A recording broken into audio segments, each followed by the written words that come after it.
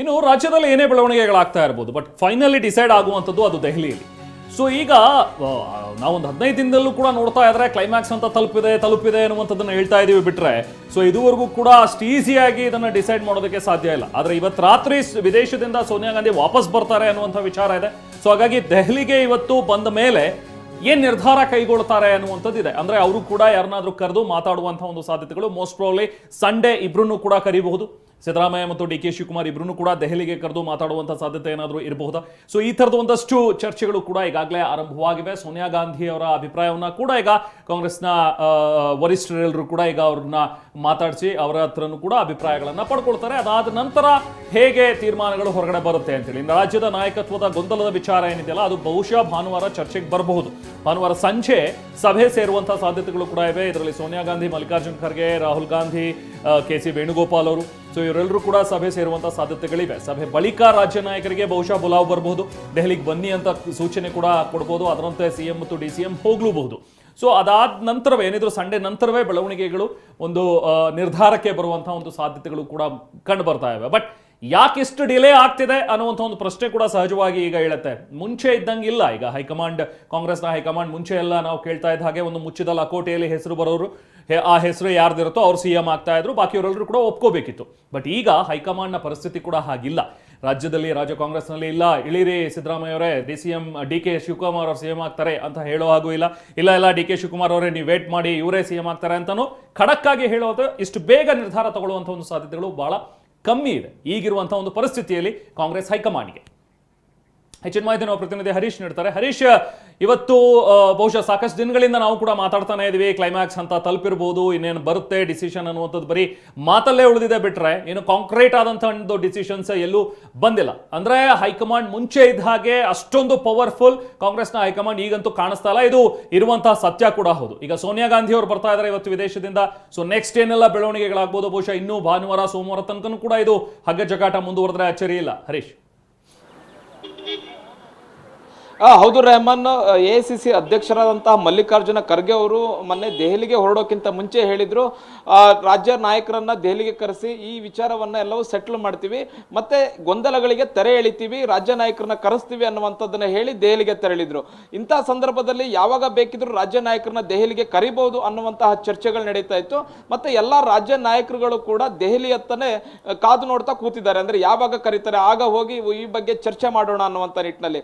ಬಹುಮುಖ್ಯವಾಗಿ 2.5 ವರ್ಷದ ಹಿಂದೆ ಕಾಂಗ್ರೆಸ್ ಸರ್ಕಾರ ಬಂದಂತಹ ಸಂದರ್ಭದಲ್ಲಿ ಸೋನಿಯಾ ಗಾಂಧಿ ಅವರ ಪಾತ್ರ ಕೂಡ ಬಹಳಷ್ಟು ಮುಖ್ಯ ಆಗಿತ್ತು. ಅಂದ್ರೆ ಅವತ್ತಿನ ನಾಯಕತ್ವವನ್ನು ನಿರ್ಧಾರ ಮಾಡುವಂತಹ ಸಂದರ್ಭದಲ್ಲಿ ಸೋನಿಯಾ ಗಾಂಧಿ ಅವರು ಕೂಡ ಆ ಮೀಟಿಂಗ್ ನಲ್ಲಿ ಇದ್ರು ಅನ್ನುವಂತಹದ್ದು ಚರ್ಚೆ ಆಗ್ತಾ ಇದೆ. ಹಾಗಾಗಿ ಸೋನಿಯಾ ಗಾಂಧಿ ಅವರಿಗೋಸ್ಕರನೇ ಈ ಒಂದು ಮೀಟಿಂಗ್ ಆಗಿ ವೇಟಿಂಗ್ ಮಾಡಲಾಗ್ತಿದೆ ಅನ್ನುವಂತಹದ್ದು. ಸೋನಿಯಾ ಗಾಂಧಿ ಅವರು ವಿದೇಶಕ್ಕೆ ತೆರಳಿದ್ರು, ಇವತ್ತು ವಿದೇಶದಿಂದ ವಾಪಸ್ ಆಗ್ತಿದ್ದಾರೆ. ಇವತ್ತು ರಾತ್ರಿ ವೇಳೆಗೆ ದೆಹಲಿಗೆ ಬರ್ತಾರೆ ಅನ್ನುವಂತ ಮಾಹಿತಿ ಸಿಗ್ತಾ ಇದೆ. ಇವತ್ತು ಕೂಡ ಯಾವುದೇ ರೀತಿಯಾದ ಚರ್ಚೆ ಆಗೋದಿಲ್ಲ, ನಾಳೆನೂ ಕೂಡ ಯಾವುದೇ ರೀತಿಯ ಚರ್ಚೆ ಆಗದಿರುವಂತಹ ಸಾಧ್ಯತೆ ಇದೆ. ಭಾನುವಾರ ಸಂಸದೀಯ ಮಂಡಳಿಯ ಸ್ಟ್ರಾಟಜಿ ಸಭೆ ನಡೀತಾ ಇರುವಂತಹದ್ದು. ಅಂದ್ರೆ ಡಿಸೆಂಬರ್ 1ರಿಂದ ಸಂಸತ್ ಚಳಿಗಾಲದ ಅಧಿವೇಶನ ಆರಂಭ ಆಗ್ತಿದೆ. ಇದಕ್ಕೆ ಯಾವ ರೀತಿಯಂತ ಸ್ಟ್ರಾಟಜಿ ಮಾಡಬೇಕು ಅನ್ನುವಂತ ನಿಟ್ಟಿನಲ್ಲಿ ಹೈಕಮಾಂಡ್ನ ಪ್ರಮುಖ ನಾಯಕರುಗಳು ಸೇರಿ ಚರ್ಚೆನ ಮಾಡ್ತಾರೆ. ಆ ಸಂದರ್ಭದಲ್ಲಿ ರಾಜ್ಯ ನಾಯಕತ್ವದ ಬಿಕ್ಕಟ್ಟಿನ ವಿಚಾರವೂ ಕೂಡ ಚರ್ಚೆಗೆ ಬರಬಹುದು ಅನ್ನುವಂತಹದನ್ನ ಊಹೆ ಮಾಡಲಾಗ್ತಿದೆ. ಅವತ್ತು ಒಂದ್ ವೇಳೆ ಅಂದ್ರೆ ಭಾನುವಾರ ಸಂಜೆ ಏನಾದ್ರೂ ರಾಜ್ಯ ನಾಯಕತ್ವದ ಬಗ್ಗೆ ಏನಾದ್ರೂ ಚರ್ಚೆಗೆ ಬಂದಿದ್ದೇ ಆದಂತ ಸಂದರ್ಭದಲ್ಲಿ ಆ ನಂತರ ಒಂದು ಚರ್ಚೆಯನ್ನ ಮಾಡಿ ರಾಜ್ಯ ನಾಯಕರಿಗೆ ಬುಲಾವನ್ನ ಕೊಡ್ತಾರೆ. ಅಂದ್ರೆ ಅದು ಸೋಮವಾರ ಆಗ್ಬೋದು, ಮಂಗಳವಾರ ಆಗ್ಬೋದು, ಅಥವಾ ಆ ಮುಂದಿನ ವಾರದ ಯಾವುದೇ ಕ್ಷಣದಲ್ಲಾದ್ರೂ ಕೂಡ ರಾಜ್ಯ ನಾಯಕರಿಗೆ ಹೈಕಮಾಂಡ್ ನಾಯಕರು ಬುಲಾವನ್ನ ಕೊಡಬಹುದು. ಯಾಕಂದ್ರೆ ಸಂಸತ್ ಅಧಿವೇಶನ ಕೂಡ ನಡೀತಾ ಇರುತ್ತೆ. ಎಲ್ಲಾ ಕಾಂಗ್ರೆಸ್ ಹೈಕಮಾಂಡ್ ನಾಯಕರುಗಳು ಕೂಡ ದೆಹಲಿಯಲ್ಲೇ ಇರ್ತಾರೆ. ಆ ಸಂದರ್ಭದಲ್ಲಿ ರಾಜ್ಯ ನಾಯಕರುಗಳನ್ನ ಕರೆಸ್ಕೊಂಡು ಈ ಅಧಿಕಾರ ಕಿತ್ತಾಟ ಅಂದ್ರೆ ನಾಯಕತ್ವ ಬದಲಾವಣೆಯ ವಿಚಾರವಾಗಿ ಒಂದು ಅಂತಿಮ ನಿರ್ಧಾರವನ್ನು ತೆಗೆದುಕೊಳ್ತಾರೆ. ಅಂದ್ರೆ ಸಚಿವ ಸಂಪುಟ ಪುನರ್ರಚನೆ ಆಗ್ಬೇಕು ಅಥವಾ ನಾಯಕತ್ವ ಬದಲಾವಣೆ ಆಗಬೇಕು. ನಾಯಕತ್ವ ಬದಲಾವಣೆ ಅಂತಂದ್ರೆ ಮುಂದಿನ ಮುಖ್ಯಮಂತ್ರಿ ಯಾರಾಗಿರ್ಬೇಕು, ಡಿ ಕೆ ಶಿವಕುಮಾರ್ ಅವರಾಗಿರ್ಬೇಕಾ ಅಥವಾ ಇನ್ನ ಯಾರನ್ನಾದ್ರೂ ಮಾಡಬೇಕಾ, ಹೀಗೆ ಅನೇಕ ವಿಚಾರಗಳು ಚರ್ಚೆಗೆ ಬರ್ತವೆ. ಕೇವಲ ಸಿಎಂ ಹಾಗೂ ಡಿ ಸಿ ಎಂ ಜೊತೆಗೆ ಮಾತ್ರ ಚರ್ಚೆ ಮಾಡ್ತಾರೆ ಅಂತಲ್ಲ, ರಾಜ್ಯ ಕಾಂಗ್ರೆಸ್ನ ಪ್ರಮುಖ ನಾಯಕರುಗಳ ಜೊತೆ ಕೂಡ ಚರ್ಚೆ ಮಾಡಬೇಕು ಅನ್ನುವಂತಹ ತೀರ್ಮಾನವನ್ನ ಹೈಕಮಾಂಡ್ ನಾಯಕರು ಮಾಡಿದ್ದಾರೆ. ಹಾಗಾಗಿ ಒಬ್ಬೊಬ್ಬರೇ ನಾಯಕರನ್ನ ದೆಹಲಿಗೆ ಕರೆಸ್ಕೊಂಡು ಅಭಿಪ್ರಾಯ ಸಂಗ್ರಹಿಸಿ ನಂತರ ಅಂತಿಮ ನಿರ್ಧಾರವನ್ನ ರಾಹುಲ್ ಗಾಂಧಿ ಹಾಗೂ ಸೋನಿಯಾ ಗಾಂಧಿ, ಮಲ್ಲಿಕಾರ್ಜುನ ಖರ್ಗೆ ಅವರು ತೆಗೆದುಕೊಳ್ತಾರೆ ಅನ್ನುವಂತಹದ್ದು. ಆದ್ರೆ ಇದುವರೆಗೂ ಕೂಡ ಯಾವುದೇ ದಿನಾಂಕಗಳಾಗ್ಲಿ ಯಾವುದೇ ಟೈಮ್ ಆಗ್ಲಿ ಇದುವರೆಗೂ ಫಿಕ್ಸ್ ಆಗಿಲ್ಲ. ಹೈಕಮಾಂಡ್ ನಾಯಕರು ಯಾವಾಗ ಕರೀತಾರೆ ಆವಾಗ ಮಾತ್ರ ರಾಜ್ಯ ನಾಯಕರು ತೆರಳ್ತಾರೆ. ಹರೀಶ್ ಹಾಗೆ ಸಂಪರ್ಕದಲ್ಲಿರಿ, ಯಾಕಂದ್ರೆ ಈ ಒಂದು ಆಟಕ್ಕೆ ಬ್ರೇಕ್ ಹಾಕೋದಕ್ಕೆ ಹೈಕಮಾಂಡ್ ನಿಂದ ಭಾರಿ ದೊಡ್ಡ ಸರ್ಕಸ್ ಆಗ್ತಾ ಇರುವಂತದ್ದು. ಮಲ್ಲಿಕಾರ್ಜುನ್ ಖರ್ಗೆ ಇರ್ಬೋದು, ರಾಹುಲ್ ಗಾಂಧಿ, ವೇಣುಗೋಪಾಲ್, 3 ನಾಯಕರು ಸೇರ್ಕೊಂಡು ಸಭೆ ಮಾಡುವಂತಹ ಸಾಧ್ಯತೆ ಇದೆ. ನಿನ್ನೆ ಸಂಜೆ ಸಭೆಯಲ್ಲಿ ಸಭೆ ಏನ್ ನಡೀತು, ಅಲ್ಲಿ ಈ ವಿಚಾರ ಪ್ರಸ್ತಾಪ ಆಗಲೇ ಇಲ್ಲ. ನಿನ್ನೆ ಸಭೆಯಲ್ಲಿ ರಾಜ್ಯದ ವಿದ್ಯಮಾನಗಳ ಬಗ್ಗೆ ಯಾವ ಚರ್ಚೆನೂ ಆಗಿಲ್ಲ. ಬಿಹಾರದಲ್ಲೇನು ಕಾಂಗ್ರೆಸ್ ಹೀನಾಯ ಸೋಲು ಕಂಡಿತು, ಆ ಬಗ್ಗೆ ಮಾತ್ರ ಚರ್ಚೆಯಾಗಿದೆ. ಆದ ಅನಾಹುತದ ಬಗ್ಗೆ ಮಾತ್ರ ಚರ್ಚೆ ಮಾಡಿದ್ದಾರೆ, ಆಗಬಹುದಾದಂತಹ ವಿಚಾರದ ಬಗ್ಗೆ ಚರ್ಚೆಯಾಗಿಲ್ಲ ಅನ್ನೋದು. ಎಸ್, ಈ ಬಗ್ಗೆ ಇನ್ನಷ್ಟು ಡೀಟೇಲ್ಸ್ ಅನ್ನು ಪಡೆಯೋಣ. ಹರೀಶ್, ನಿನ್ನೆ ನಡೆದಂತಹ ಸಭೆ ಬಹಳ ಕುತೂಹಲದ ವಿಚಾರ ಅಂತಂದ್ರೆ, ಅಫ್ಕೋರ್ಸ್ ಬಿಹಾರದಲ್ಲಾದಂಥದ್ದು ಕಾಂಗ್ರೆಸ್ಗೆ ಬಹಳ ದೊಡ್ಡ ಆದಂತಹ ಒಂದು ಹಿಂದೇಟು ನಿಜ. ಆದ ಅನಾಹುತ ಅದು. ಆದ್ರೆ ರಾಜ್ಯ ಕರ್ನಾಟಕದಂತಹ ದೊಡ್ಡ ರಾಜ್ಯವನ್ನ ಹೊಂದಿರುವಂತಹ ಕಾಂಗ್ರೆಸ್ ಇದನ್ನ ಉಳಿಸ್ಕೊಳ್ಳೋದಕ್ಕೆ, ಇದನ್ನ ಸುಭದ್ರವಾಗಿರಿಸೋದಕ್ಕೆ ಪ್ರಯತ್ನ ಪಡಬೇಕಾಗಿದೆ. ಇಲ್ಲಿ ದೊಡ್ಡ ಅನಾಹುತ ಆಗೋದ್ರಲ್ಲಿದೆ. ಈಗಾಗಲೇ ಬಣ ಬಡಿದಾಟ ಬಹಳ ಜೋರಾಗಿ ಸಾಕ್ತಾ ಇದೆ.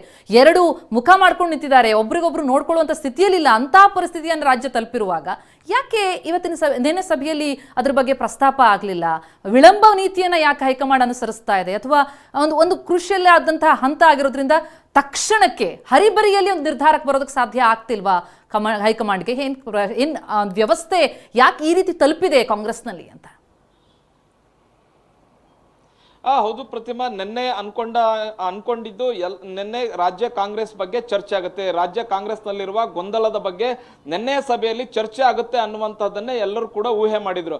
ಅಂದ್ರೆ ಬಹುಮುಖ್ಯವಾಗಿ ರಾಹುಲ್ ಗಾಂಧಿ ಅವರಿದ್ರು, ವೇಣುಗೋಪಾಲ್ ಹಾಗೂ ಮಲ್ಲಿಕಾರ್ಜುನ್ ಖರ್ಗೆ ಅವರಿದ್ರು, ಜೊತೆಗೆ ಇನ್ನುಳಿದಂತ ಹೈಕಮಾಂಡ್ ನಾಯಕರು ನಿನ್ನೆ ಮಹತ್ವದ ಸಭೆಯನ್ನು ನಡೆಸಿದ್ರು.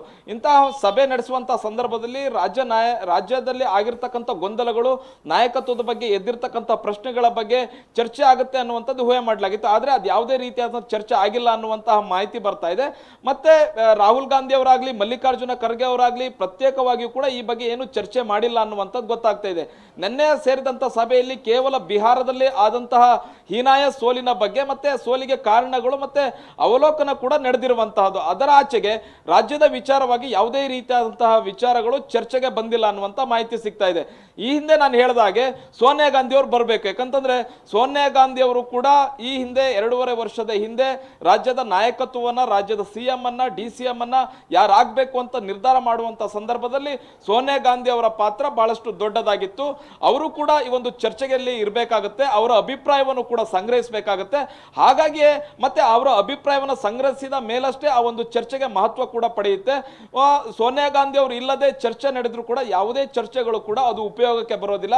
ಹಾಗಾಗಿ ಸೋನಿಯಾ ಗಾಂಧಿ ಅವರು ಇವತ್ತು ರಾತ್ರಿ ದೆಹಲಿಗೆ ಬರ್ತಾ ಇದ್ದಾರೆ ವಿದೇಶದಿಂದ. ಅವರು ಬಂದ ಬಳಿಕ ಅಷ್ಟೇ ಮಲ್ಲಿಕಾರ್ಜುನ ಖರ್ಗೆ ಅವ್ರನ್ನ ಭೇಟಿ ಆಗ್ತಾರೋ ಅಥವಾ ರಾಹುಲ್ ಗಾಂಧಿ ಅವ್ರನ್ನ ಭೇಟಿ ಆಗ್ತಾರೋ, ರಾಜ್ಯದ ವಿಚಾರವಾಗಿ ಏನ್ ಚರ್ಚೆ ಮಾಡ್ತಾರೆ, ಅವರ ನಿರ್ಧಾರ ಏನಾಗಿರುತ್ತೆ ಅನ್ನುವಂಥದ್ದು ಗೊತ್ತಾಗುತ್ತೆ. ಅವರು ಒಂದು ನಿರ್ಧಾರ ಮಾಡಿದ ಬಳಿಕ ರಾಜ್ಯ ನಾಯಕರಿಗೆ ಬುಲಾವ್ ಕೊಡ್ತಾರೆ.